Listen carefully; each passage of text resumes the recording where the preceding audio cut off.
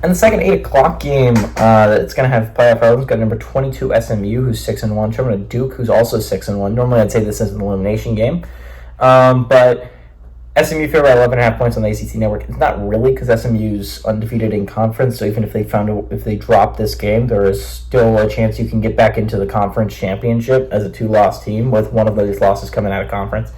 Kevin Jennings gone 97 and 147, done for 1,336 yards, 9 touchdowns, 2 interceptions. Brashard Smith has had 91 carries for 628 yards and 7 touchdowns, and RJ Maryland's had 24 catches for 359 yards and 4 touchdowns. Malik Murphy's got 137 to 232, done for 1,501 yards, 14 touchdowns, 5 interceptions. Star Thomas has had 134 carries for 616 yards and 4 touchdowns, and Jordan Moore has had 31 catches for 453 yards and 3 touchdowns. Duke is 2-0 against SMU all time. They played in 1952 and 1956. Duke is 1-0 at home and 2-0 in one-possession football games. Both those football games were one possession. Duke is one of 2 playoff, technically speaking, how I would just typically describe a playoff eligible football team. They're one of 2 teams that I would describe as that are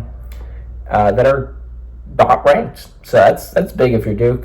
Duke might be the most fraudulent 6-1 team I've seen in a while.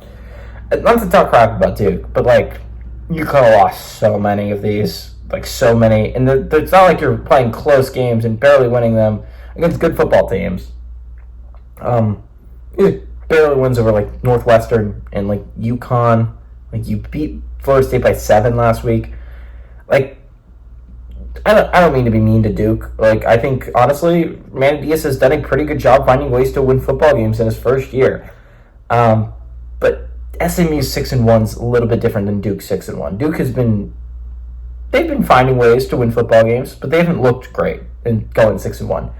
SMU's looked really good in going 6-1. SMU looks like a team that I think legitimately can compete for an ACC championship this year.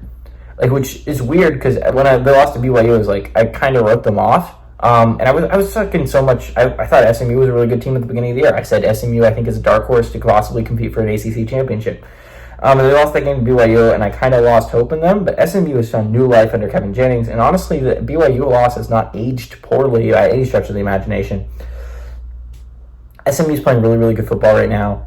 Duke isn't quite. And maybe this game's weirdly close. I think it would be really funny if Duke won this game and Manny Diaz just playing has a weirdly really good team this year. That would be really cool, and it would make for a massive matchup. I'm pretty sure they play Virginia Tech next week, and that'd be a really interesting game if Virginia Tech beats Georgia Tech this week.